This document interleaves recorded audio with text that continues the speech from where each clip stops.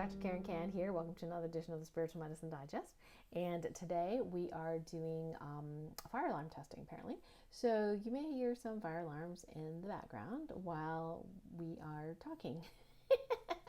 You know, anytime that we have this like in this case, like a loud, brash, energy that can disrupt us and get our stress handling system on, go and, sympathetic overdrive.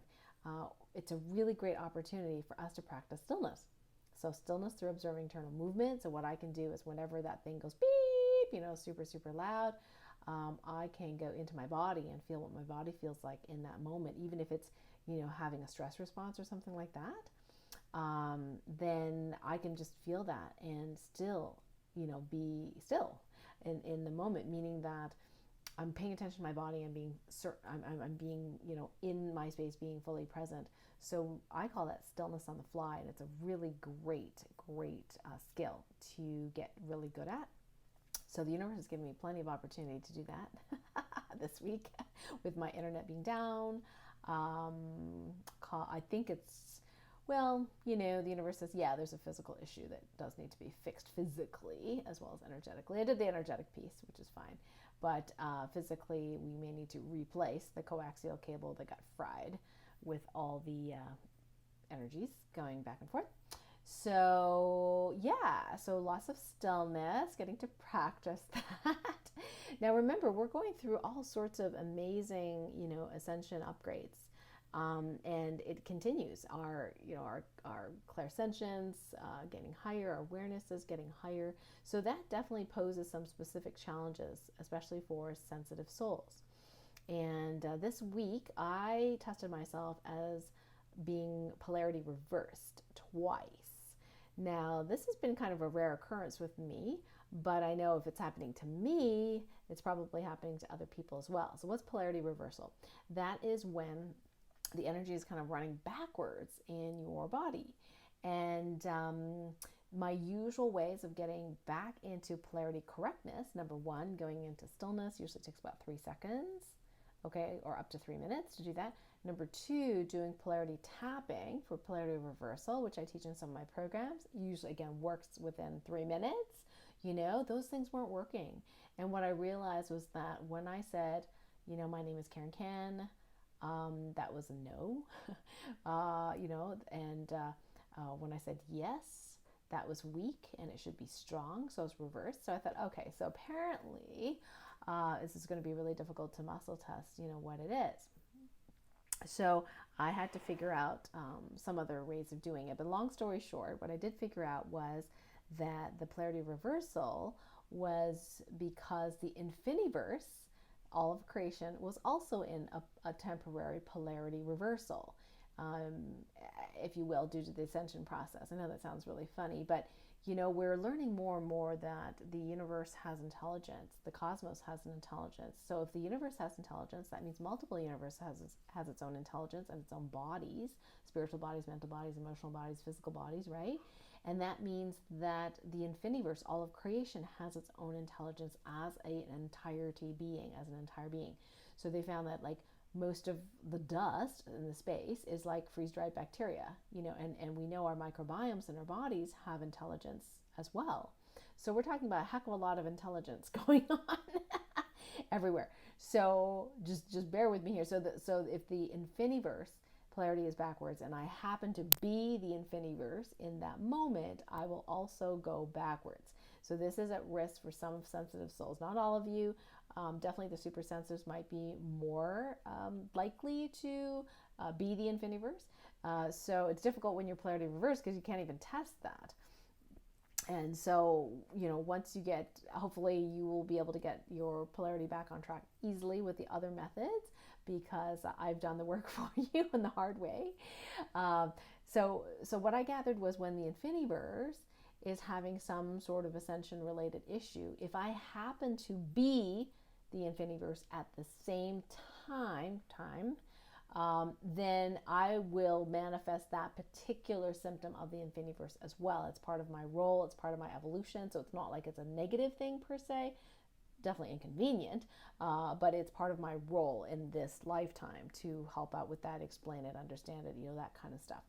So I remember seeing one of the episodes of Missing Links with Greg Braden, where he talks about how, in one of the law of thermodynamics is a body at rest stays at rest, a body in motion stays in motion unless acted upon by an external force.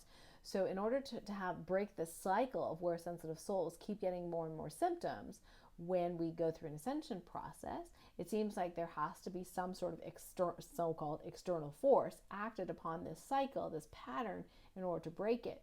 And what I got was that we're about 30% there. And do we have the ability to do that now in our current consciousness and our current level of ascendedness? The answer was no.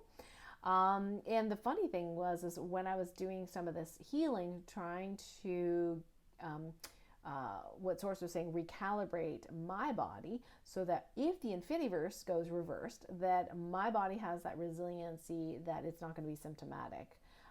And then, or if the Infiniverse is, having an emotional detox moment or whatever, that I won't be symptomatic. So we're creating all these different recalibrations for each of these processes. And I was like, hey, let's put this on autopilot, right? Like so many other things that I've done for us sensitive souls. And fascinatingly, this time the answer was no, you cannot put this on autopilot. Because part of the autopilot is that our God team knows how to do the recalibration on each of these stages. And in this case, I'm getting no, they don't know what to do. It's like, what? Really? Maybe I'm testing wrong. I don't know. But it's like every time that I am the Infiniverse, that is a time of so much awareness that I am the Infiniverse, that at that moment, I command the recalibration for all of us. Okay? At that moment, then it happens. But I can't put it on auto heal or auto whatever yet. And when I asked why about that, it was like we haven't evolved to that level yet to be able to do that. That's a simplistic answer. So I know this sounds really complicated, but for those of you sensitive souls who are swelling and having things, we thought we could, we had a lot of answers for the swelling between Richard Fluke and I, but there seems to be a very common theme that our bodies just tend to like to swell when we go into these higher vibrational arenas or areas. So stay tuned, being sure if you're on the YouTube channel to subscribe to YouTube.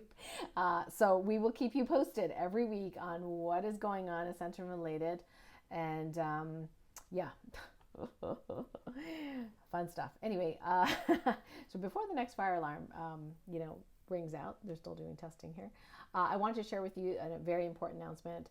So next Monday on the radio show on the 12th, I have my good friend Gwen Lepard, who is the Radiant Relationship Luminary. She is an expert at the Baggage Be Gone method, and she is able to do amazing energetic spiritual readings on people to see if they have residual relationship baggage.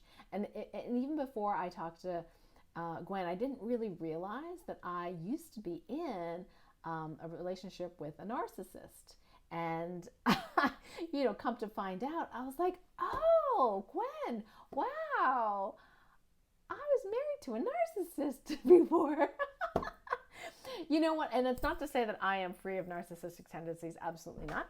But apparently empaths or empathic sensitive people tend to attract narcissistic people because empaths like to heal and help. And so they end up like codependently helping the other person. Narcissists are like, great. Yeah, you get to be here for me, So many of us sensitive souls are in these relationships, whether it be, parents or teachers or husbands or whatever, boyfriends, girlfriends, where we are in a complete imbalance in our relationship. And then after we break off the relationship, there is still residue. There is still residual energetic residue, which then attracts the next narcissist and the next narcissist, et cetera, right? So if you want to know if you have any of this residue, definitely come on the show.